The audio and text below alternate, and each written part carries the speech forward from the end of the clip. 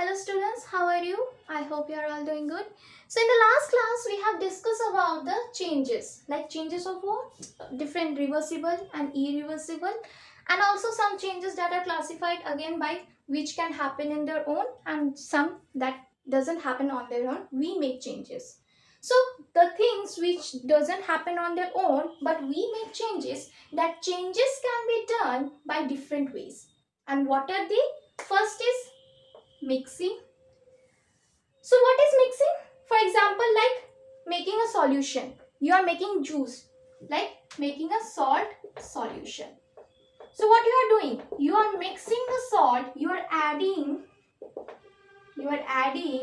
salt in water, and you are mixing it. You are mixing it, stirring it. So this is what happens. The taste of the water changed. Like earlier what it was, earlier the water was tasteless. We all know when we drink water we don't find any taste, but after adding salt in that water, it becomes salty. So you are bringing change.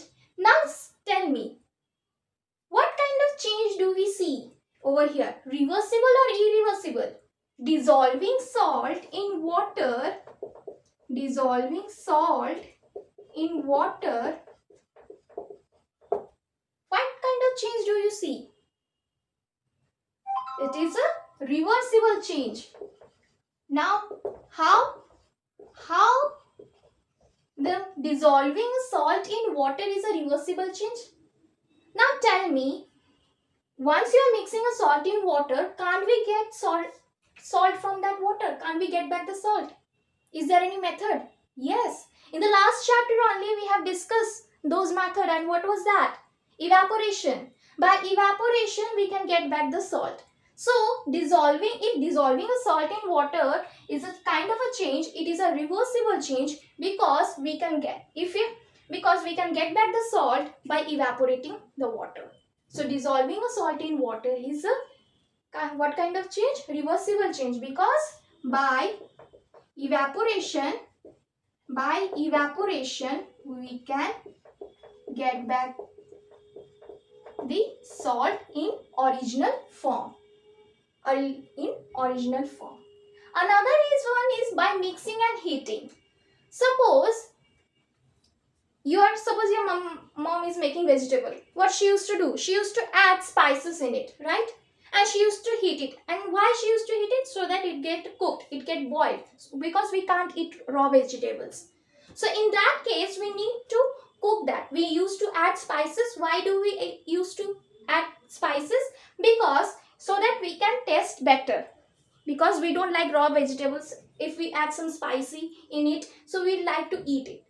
So we can say that cooking, adding spices and also the salt. What is the major role of salt? The salt help the vegetable to get cooked. Get cooked. Adding spices and salt to the raw vegetable and heat. What will you see? You will see that your raw vegetable has completely boiled, and you can eat that. It has completely cooked.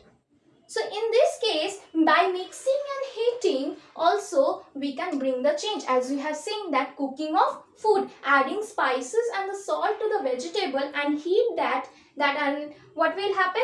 The vegetables will be cooked, raw vegetables will boil, and then we can eat it. Now tell me, earlier it was reversible change. Adding spices and salt to the vegetable and heat it. Now you're heating it. Now tell me what kind of changes it is. Cooking of food. So in that case, cooking of food is a irreversible change, because there is no method to get back the raw vegetable. There is no method from where we can get back the raw vegetable. So cooking of food is a reversible change. Now let's see other two changes. Let's see the other two different ways by which we can bring the change. One we have learned, that is mixing, and second one is by mixing and heating, and the other two is by applying force, and another is by heating. So let's see. Squeezing or toothpaste it or reversible. Now comes to another way by which we can bring the change, that is by applying force. Applying force means push or pull. Push, either you're pushing it or you're pulling it. Either you're pulling it or you're pushing it, and by there you are bringing what? You are bringing change. Push or pull on a body. If you are exerting any push or exerting any pull on a certain body, that will definitely bring a change. Suppose for example, stretching of rubber band. See, rubber band don't stretch on their own. We apply force, we try to pull it, right? When we pull it, what it happens, it changes shape and the size. So stretching of a rubber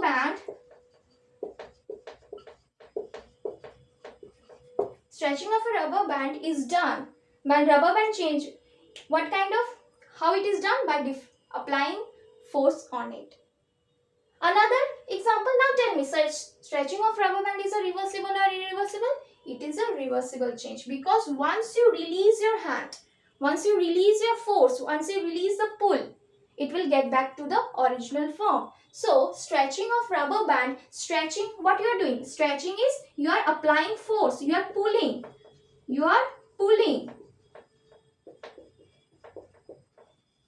And in this way you are bringing the change on the rubber band. So this is a reversible change, right? Now tell me that cutting a paper or tearing a paper, in that also what you are doing? You are applying force. You are applying force on what? You are applying force on a scissor, and as a result that it is cutting that paper. Okay. At the same time, when you are cutting the vegetable, it is also one kind of force you are applying on that vegetable, and as a result the vegetable is cut. So these are all applying the force. By applying the force, you can also bring the change, and like cutting vegetables, or you can say cutting paper with scissors.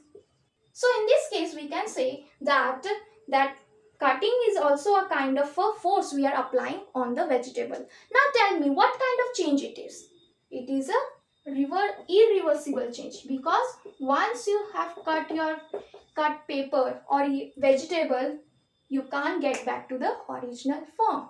So there are so many different ways, and by that ways that some changes are reversible and some changes are not reversible. As you can say, by applying force, stretching a rubber band is a reversible change, but there are also some changes by applying the force, there are also some changes brings which cannot be reversed. They are irreversible in nature.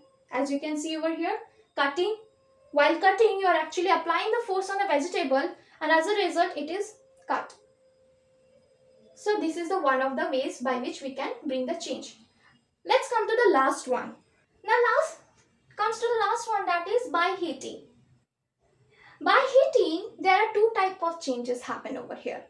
What? One is when you start heating this one of the substance, it started burning. Like if you heat the paper, what will happen? It will start burning, right? So some heating causes burn, get charred, and some heating doesn't burn, but actually it gets hot. Like if you heat water, what will happen? If you heat water, what will happen? It will become hot. It will rise its temperature, but it won't start burning. But if there are such things, there are some substances which actually burns on heating. When you are applying heat, you are bringing it to the near light or fire, and it start burning. Like paper, burning of paper.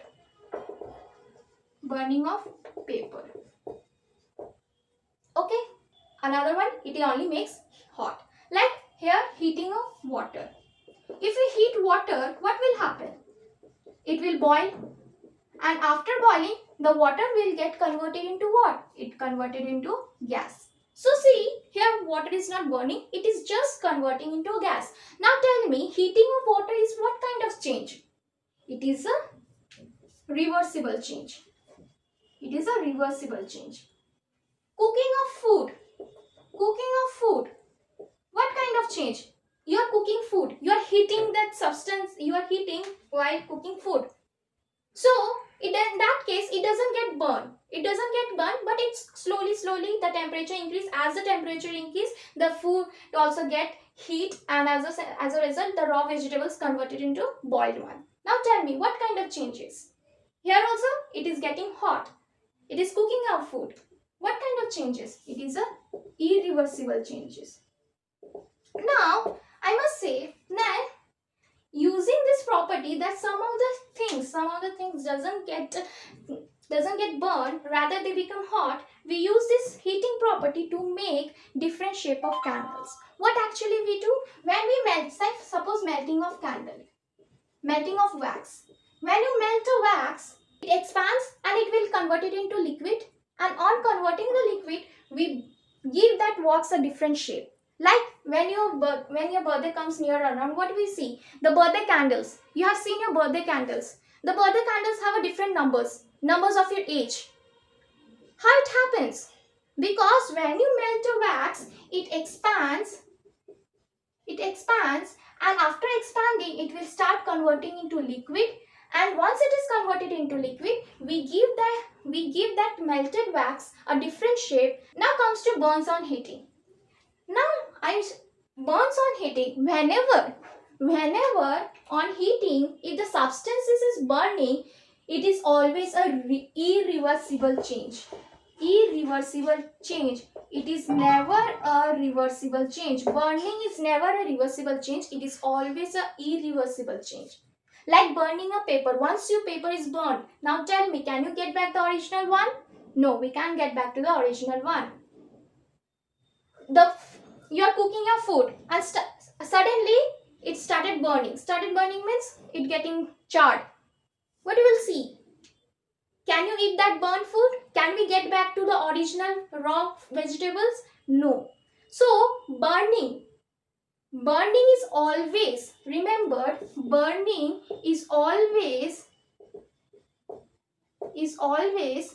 irreversible change. We cannot change. Once the substance is burnt, we cannot get back to the original form. Now, depending on this, as you can see that on heating, the substance is getting expanded. This property is used to put a metal ring on a wooden blocks, or we can say wooden tire. Let's see how it happens. So as you have seen that upon heating, some of the substance expand. And one of such substances is metal. Metal expands on heating. Whenever you start heating a metal, it will expand. And using this property, using such changes, we used to make some of the things. What are they? Some of the things as you have seen that, like one is the example is fitting metal ring around wooden wheel. Suppose you want to fit a metal rim around a wooden wheel. What actually we will do? We will heat this metal, iron metal, generally it is iron metal. So as upon heating, it will expand.